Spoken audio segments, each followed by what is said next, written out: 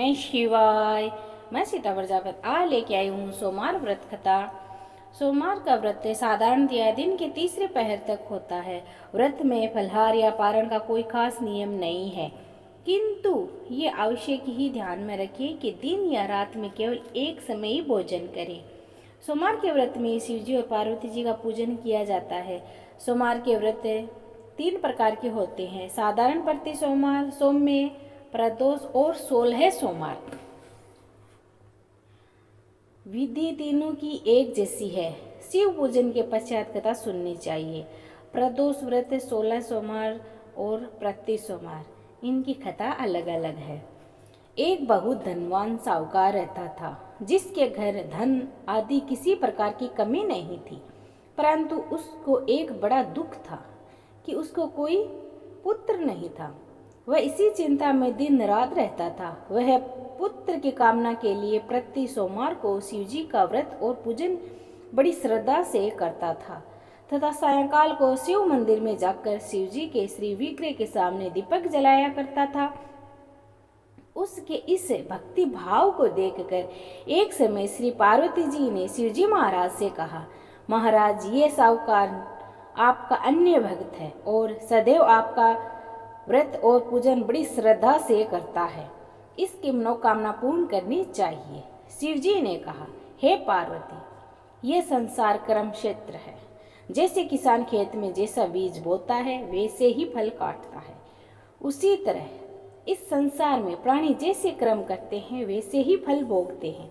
पार्वती जी ने अत्यंत आग्रह से कहा, महाराज, जब यह आपका अन्य भक्त है और इसको अगर किसी प्रकार का दुख है तो उसको दूर अवश्य करना चाहिए, क्योंकि आप सदैव अपने भक्तों पर दयालु होते हैं और उनके दुखों को दूर करते हैं। यदि आप ऐसा नहीं करेंगे तो मनुष्य आपकी सेवा तथा व्रत क्यों करेंगे?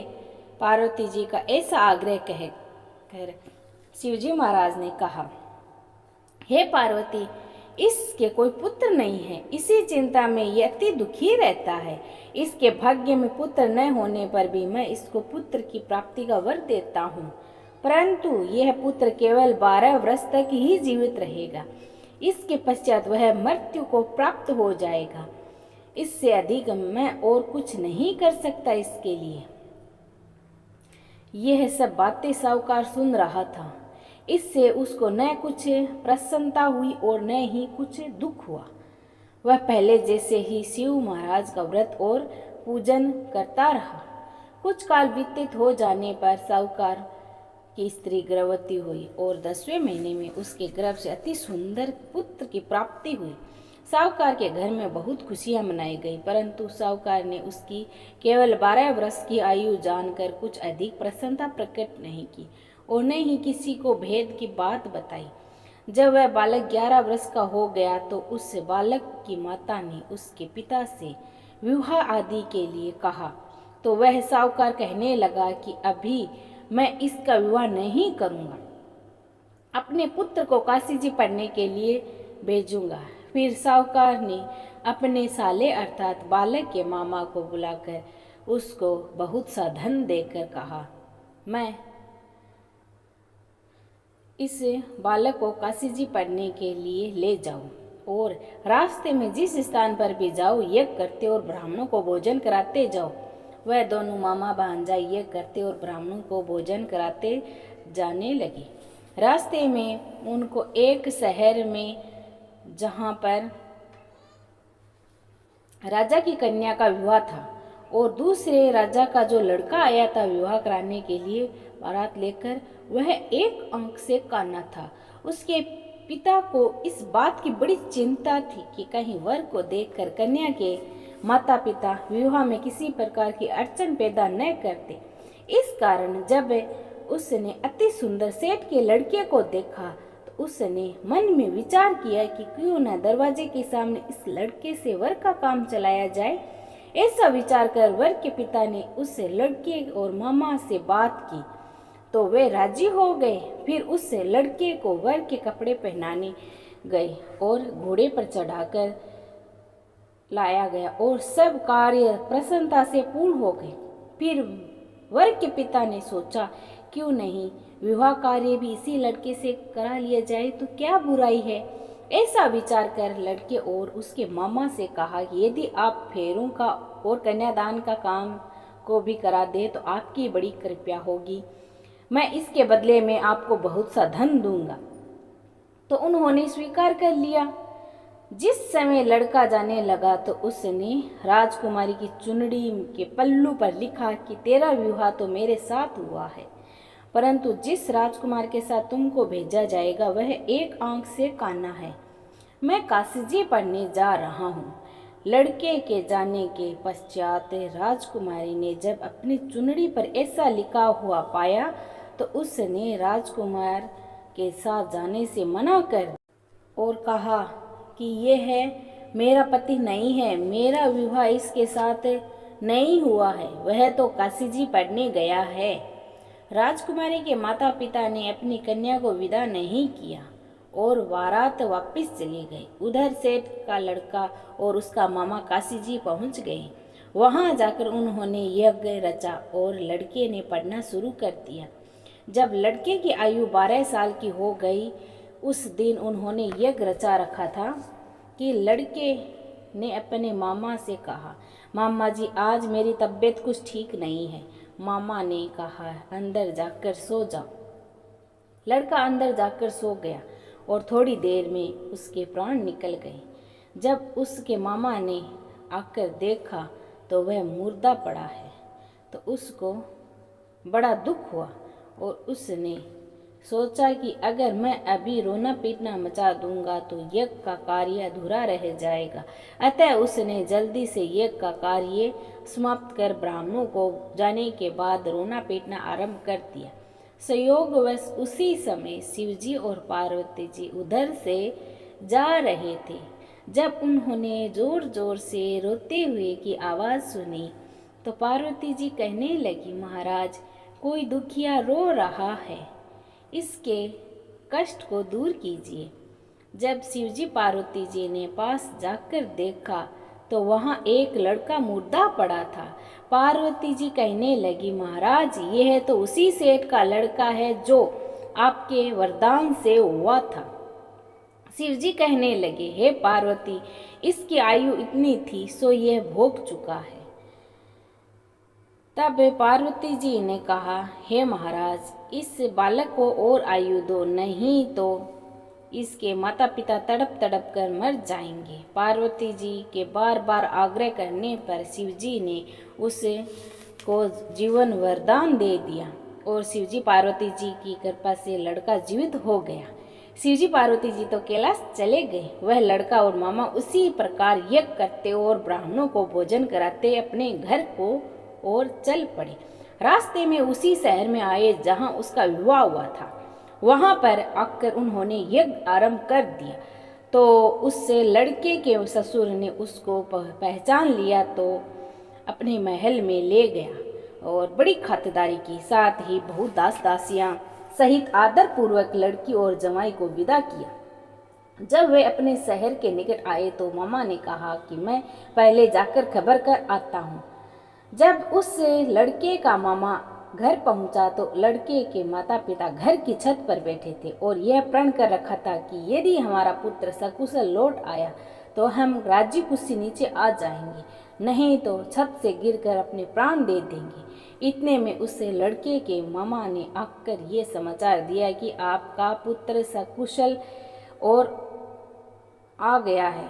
उनको विश्वास नहीं आया तो उससे के मामा ने शपथ पूर्वक कहा कि आपका पुत्र अपनी स्त्री के साथ बहुत सारा धन लेकर आया है। तो सेठ ने आनंद के साथ उसका स्वागत किया और बड़ी प्रसन्नता के साथ रहने लगे। इसी प्रकार से जो कोई श्री सोमवार के व्रत को धारण करता है अथवा इस कथा को पढ़ता है, सुनता है, उसकी समस्त मनोकामना पूर्ण होती है। बोलो बम बम, बोले ओम नमः शिवाय। जय शिव ओंकारा, ओ जय शिव ओंकारा, ब्रह्मा विष्णु सदा शिव अर्धांगिनी धारा।